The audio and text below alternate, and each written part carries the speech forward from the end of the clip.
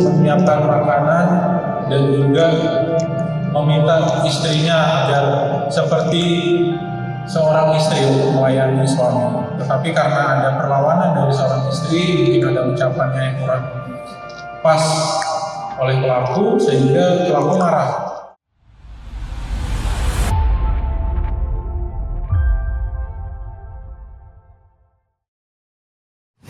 Halo Tribuners, bersama saya Samsul Hadi, jurnalis Tribun Matraman. Dalam program Saksi Kata kali ini kita akan mengupas kasus kekerasan dalam rumah tangga yang terjadi di Desa Boro, Kecamatan Silorejo, Kabupaten Blitar. Jadi kasus KDRT ini sangat tragis karena seorang suami tega menganiaya istrinya hingga meninggal dunia.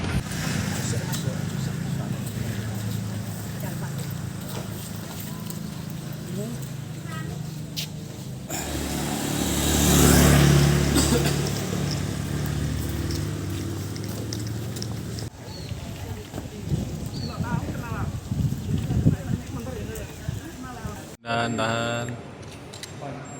Bentar tahan. Yang lain atau keluarga lain.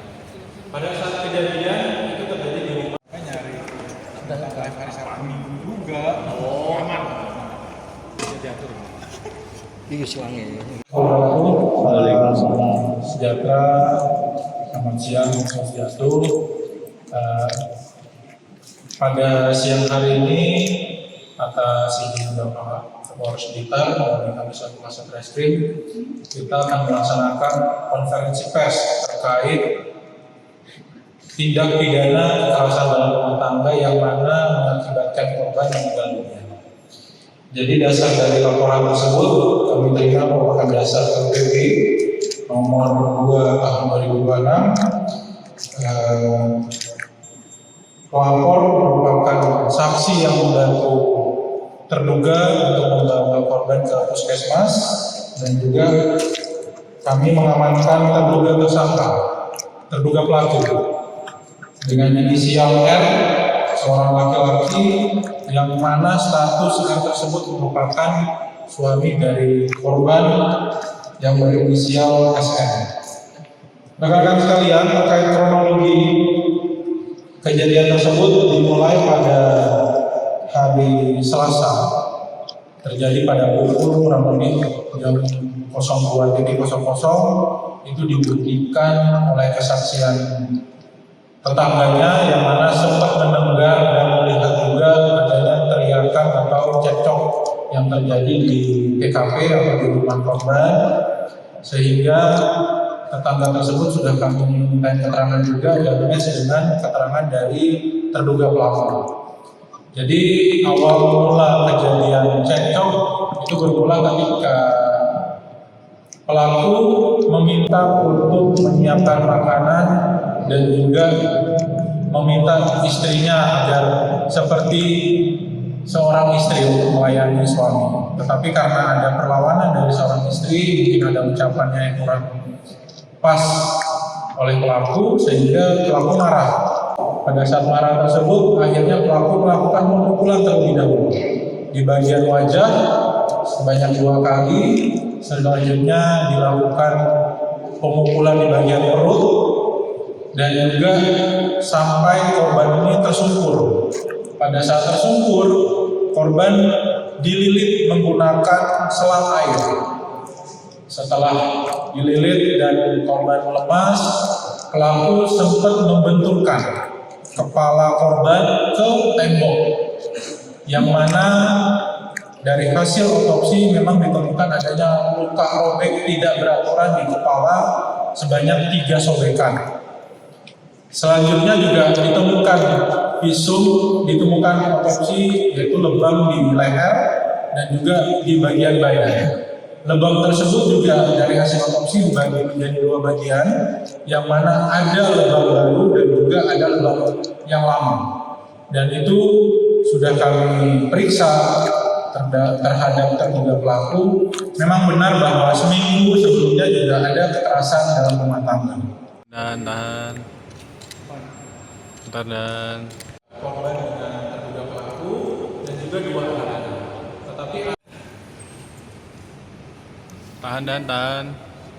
Nyari Sudah lengkap. hari Sabtu Minggu juga. Aman. Bisa diatur. Iki sewangi. Nyari Sudah lengkap. hari Sabtu Minggu juga. Aman. Bisa diatur. Iki sewangi. Motif aja nih. Yang TV Iya.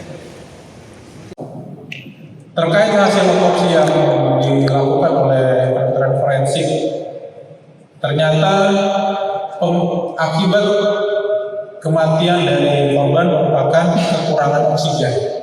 Ya, itu dibuktikan dengan ditemukannya ada cairan air yang berada dalam saluran pernapasan atau paru-paru.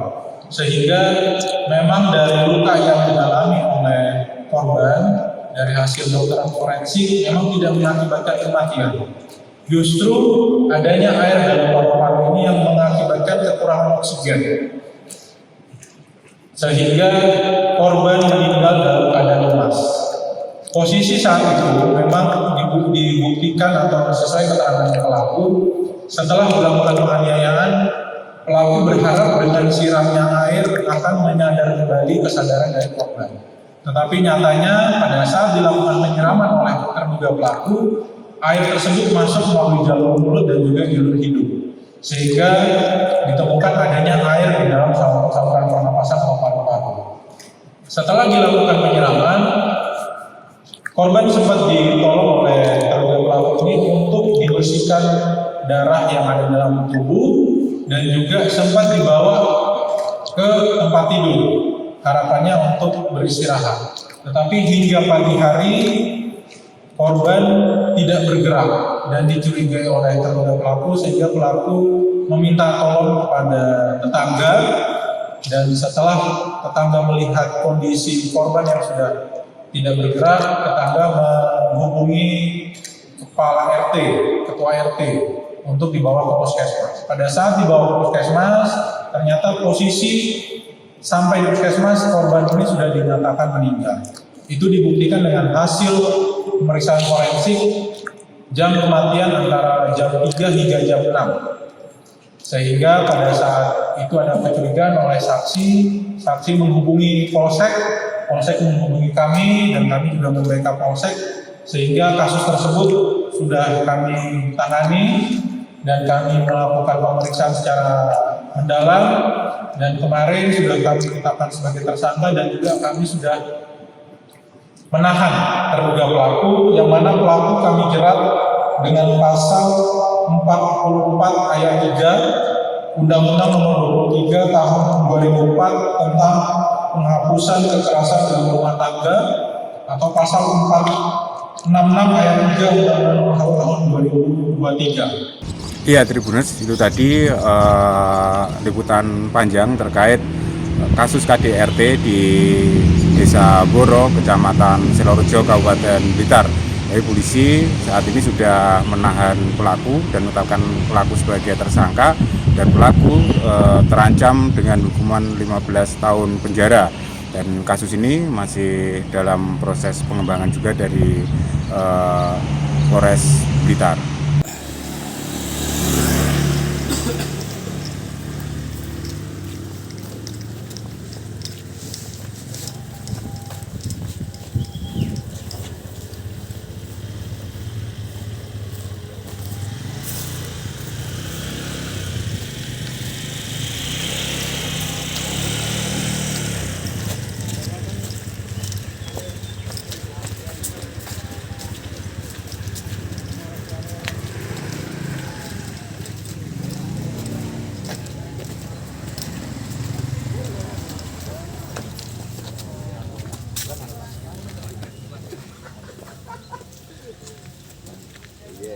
Ya orang kan enak limpahannya tuh kan, ternyata limpahannya.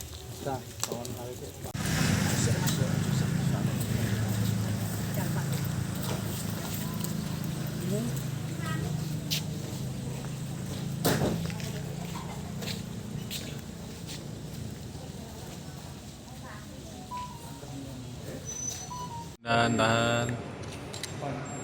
Bentar dan Korban dengan terduga pelaku dan juga dua tahanan. Tetapi tahan.